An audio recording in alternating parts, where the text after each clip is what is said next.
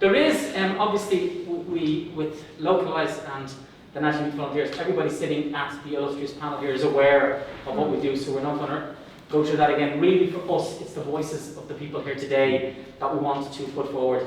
Our youth volunteers, our key workers, and also we're delighted to be joined by, because we have such a great partnership with DCU, and I have to say that, you know, we also work very well with Trinity and very well with UCD as well, but in talking about opening their arms and embracing us, and that has been a major part of that process. So, obviously, just that people know, aware of our illustrious panels, we have Minister Simon Harris, Minister for Further and Higher Education, Research, Innovation and Science, and we have Professor Anne Looney, who is the Dean of Education in DCU, and we have Professor Derek Gill, who's the President of DCU.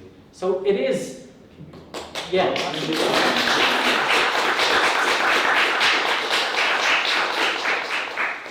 There is an element of the real deal here today. So I'd like to begin talking of real deals with Hannah Leonard. Sure. So as Derek said, my name is Hannah. Nice to meet you all. Thank you very much. So I started volunteering at Localise when I was 12, and I'm also a student at DCU. And as a marketing student now, I settled on a course. So I'm doing marketing now. But people a lot of the time say that I think that my volunteering experience isn't particularly relevant to the world of business. However, I found that it's my social inclusion and awareness, my team management skills, and my ultimately confidence that I've gained through volunteering is what's been the key to any opportunities I've got in my career so far. So I wanted to open the panel discussion with a fun question of what volunteering did you guys ever get involved with when you were younger, and how did you find that benefited your career or influenced your career in any way? And when I say volunteering, I mean anything you've done for free that has helped anyone else. I think sometimes we narrow that description too much. So yeah, thanks very much. And I would say, beyond a shadow of a doubt, that the skills that I learned working with young people were just essential to how I taught. You know, like I trained as a teacher, and it taught me how to teach. I learned how to connect with different kinds of people through the volunteering work. Well, I suppose my volunteering ended up dragging me into politics kind of by accident, because I think a lot of people's community involvement starts with an experience they've had at home or an experience they've had in family or life. And we've all seen loads of examples that something goes wrong in a community, somebody's concerned about something in a family, and young people, and we should be proud about young people in this country, they say, well, what can I do about it? So I have a brother who has autism, high-functioning autism, and I was a moody, opinionated teenager living in Greystones. Much hasn't changed, I just got older. But I was frustrated by the lack of information, support, knowledge, understanding that we had and that wider society had. And I remember calling a public meeting on February 2002, kind of dark, dreary night in a church hall in Greystones, and asking anyone else who was living with autism to come along. About 60 people turned up that night, and we set up an organisation called the AAA Alliance. And we started AAA being autism, ADHD, and Asperger's syndrome, and we started doing a couple of things. We started mainly supporting each other. So if you had a brother or a son or a daughter who was 5 or 6, there might be someone else in the group who had an 8 or 9-year-old, and they could say, well, this is how I dealt with that. So we're learning from each other. My beginning volunteering was actually lining the pitch. So when the rest of the lads would be lining up to play, her Dara here was actually physically wheeling out the thing to line the pitch. What does that teach me now? Well, our mission in DCU is to transform lives and societies. We do that through teaching and learning, through research and engagement. I don't teach. I don't research, and other people do most of them. What do I do? As president of the university, I'd like to think I'm still lining the pitches. I'm still trying to put the conditions in place so the likes of Anne and others, so that our students can flourish. So is that any different than learning the pitches? No, it's the same. It's the disposition, the minister said and Anne said. It's about empathy. It's about seeing what needs to be done for the advancement of others. But he has a core and key question, because he's wearing his educational hat as our educational manager. So, Harry, Joe. Mine is really a kind of a leading sort of question. Would you mind discussing one of the emerging lines of thinking in the discussions around senior cycle reform, and indeed internationally, is this idea of alternative access credits or transcripts for alternative and informal education, such as volunteerism, that recognise, academics recognise more than academics when accessing educational opportunities. What the Leaving Cert does very well, right? It does very well. So the Leaving Cert assesses you in certain subjects, and if you're good at those subjects, you get a high grade, you get points, and off you go to university.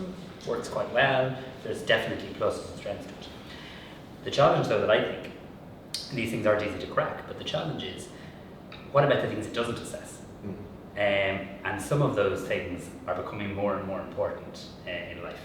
So and some things shouldn't be assessed, but I think as a result of the obsession around CAO4, direct entry route, I do think sometimes there's not space created for other things. So what I'm passionate and slightly obsessed about is making sure we provide as many different pathways, because we are all different and there's no right way or wrong way of learning, there's just different ways. But from my point of view, regardless of where that debate ends, we have to actually provide different pathways and routes to get people to where they want to get to. So it's my perspective.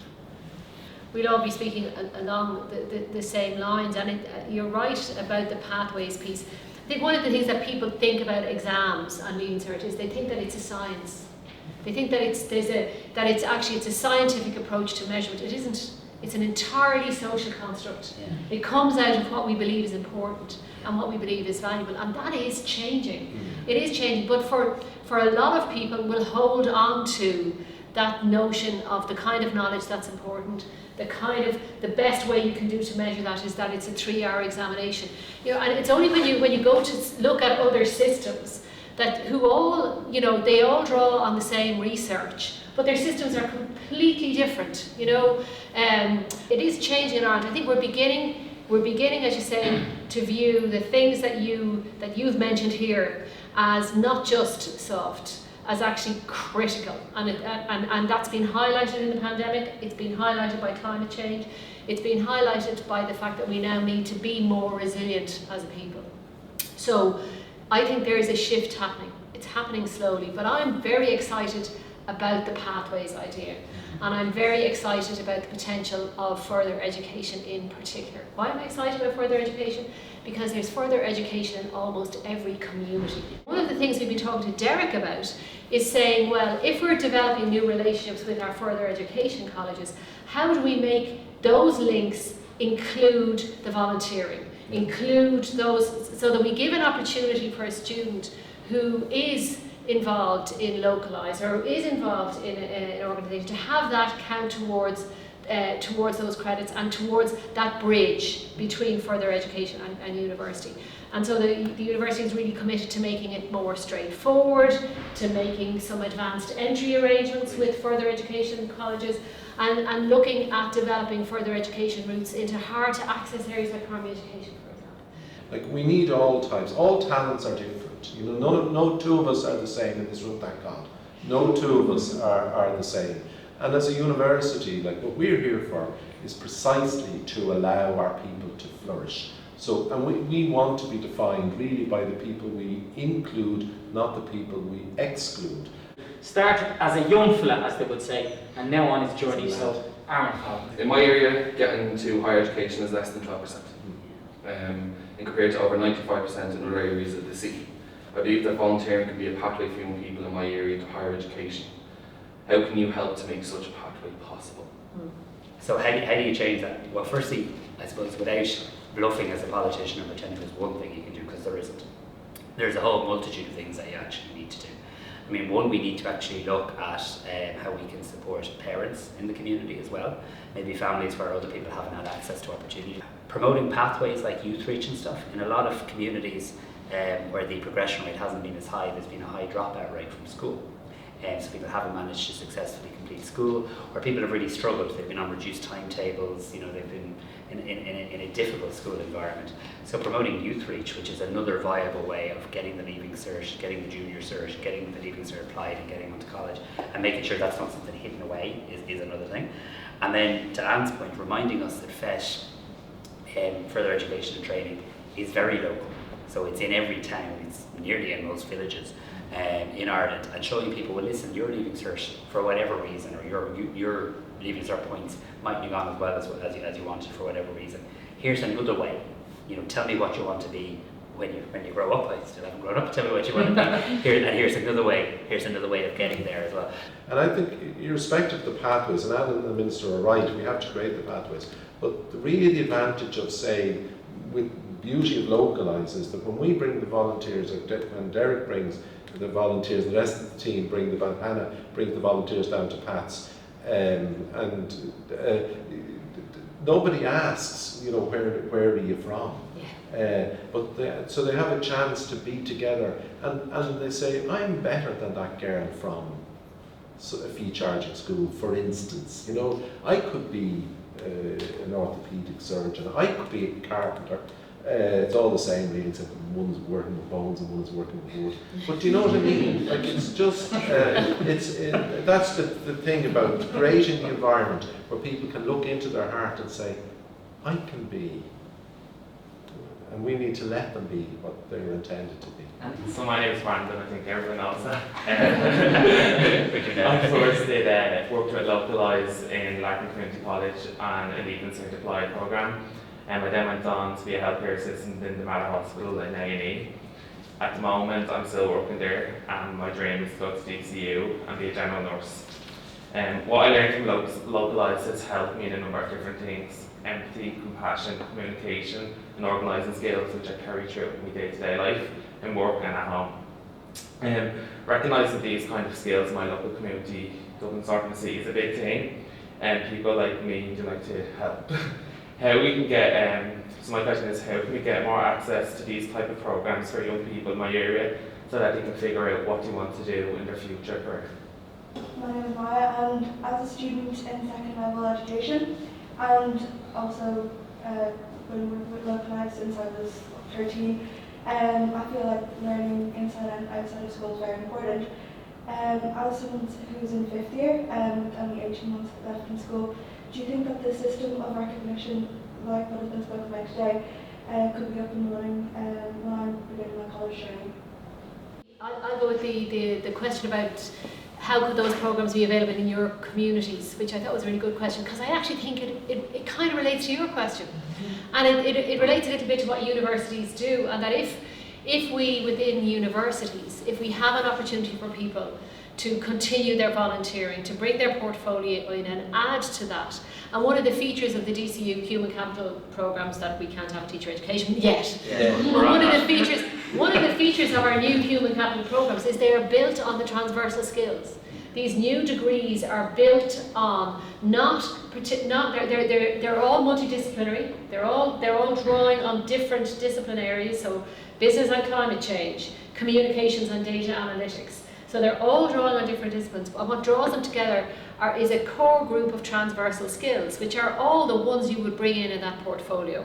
So it strikes me that that's a way that portfolio can connect in. But equally, if you're developing those transversal skills, then why not persuade students in those programs, like our student volunteers in DCU, to actually extend that out to the community? And the way you do that more and more now is through online learning. Yeah, look, I agree with all of that. I mean, I'm just thinking here, I mean, university comes from the word universitas, and I mean, it means the whole, right? So I mean, I interpret that to mean we need to be looking at the whole of the person, the whole of their development, the whole of society. If a university isn't in this space, who else is going to be? And I'm often conscious that issues that arise and are put on the plates of university are not unique to universities, they're reflections of broader society. But if we're not concerned about it in this space, well, what hope have we got for the rest of society? And I think universities are required to show leadership in this area. So, I mean, this link between volunteerism, active citizenship, employability is huge. And if you filled this room today, as I go into these rooms virtually for the last while, but if you fill these rooms with business leaders, with major, massive global companies, and you ask them what they're looking for when they employ someone, yes, they're looking for the academic qualification, the professional competencies. But if there's two people in the room and they both have that, it's the person who has what you're talking about who'll be employed. And I mean, there's no doubt about it. Diversity is key. When you look at any aspect of society, it should look like society. And if all of our doctors or all of our nurses or all of our anything are coming from one pathway, one route, one background, you don't get that diversity. So I think you're right, that idea of I can see it, so I can be it, and peer-to-peer learning is key, because I can give all the speeches and then something is much more powerful. You go back to your community as a nurse and you say what I did, and so can you. And I mean, we as a collective will have failed as an education system if we don't help you get there. My friend. 4 years of youth volunteering. Yes, I think the really honest answer is we don't know, being blunt. But I mean, based on what Anne has said here and what Tara has said here today, there's absolutely no reason why we won't have more examples of that and more routes of that in place within 18 months. Will the whole system be turned around and exactly where we want it to be? I don't believe so. Will we have made progress, and will institutions that want to show a leadership role have been supported by us in getting there? Absolutely. So I think we can say with a fair degree of confidence that the system will be more inclusive and more recognising of different pathways next year than it was this year, and the year after than it was last year. And I think the same to the Minister's point, that if we decide to recognise key skills and key attributes and achievements of people, say, through volunteering, we need to be careful that that's not misrepresented, or they're dumbing it down, they're taking it, so it's because he's a first-class Irish dancer, or because he's a county medal, or whatever. And I think that's important. I also think the point about to be what you see, as I say, we have the largest access programme. One of the things, so Mary will get on the law, get in to do law. We are Ireland's Law School of the Year this year, but they get to do law, for instance. But what's the chances of getting into Arthur Cox or whatever? And this is where, for us now, where the partnership with Localise is so important. And we're 10 years into this, this isn't just something because it's sexy because we have a Minister of Education now. But you know what I mean, we've been at the coal face. And I think what Localise does is, it's not just about volunteering. It's about leadership through volunteering, it's about development, and critically, it's all the child protection pieces, all of those things are in place. So it's a safe place to learn, to flourish, and to have access to opportunities. And that's why Localise is so important for us. So I think the three of us are singing off the same hymn sheet on this one, and governments always find it harder to move than like institutions, say, like ourselves, which is kind of, don't know who would think that as a compliment. But you know what I mean? But the point is that we're working together, and we are working with the department, with the teachers, with the schools, with the NGOs like Localise, to provide exactly the kind of opportunities that people are talking about. Can I just say one final thing? And absolutely welcoming Dara's comments. I mean, I'm really struck by this meeting today and the conversation. I know we could probably give it hours more, right? There's a moment in time now, without getting too deep. I mean, we live in a world at the moment where there's a lot of cynicism, there's a lot of populism, there's a lot of people who try and come up with easy answers to complex solutions. If anybody tells you they can fix a complex problem in 2 sentences, they're lying, right? They're lying. I mean, it is so important that we keep our young people engaged in civic society. And even just parking the education bit for a moment and all the work we have to do. I'm so heartened that we live in a country and that we're here in a city where there are so many of you wanting to volunteer, wanting to show leadership, wanting to get involved, wanting to know how not only can I do well in a kind of, which is a perfectly good aspiration, but how can I then make sure I go back to my community and make sure my neighbours and my friends and people I went to school would do well too. And I mean, we should be really encouraged by that. I don't believe, I've never bought into this narrative that, young people are kind of, sure, write them off, they don't care about that politics nonsense. Sometimes we've let them down. Well, listen, folks, thank you very much. Thank you, Anne. Thank you, Simon. Thank you, Darren.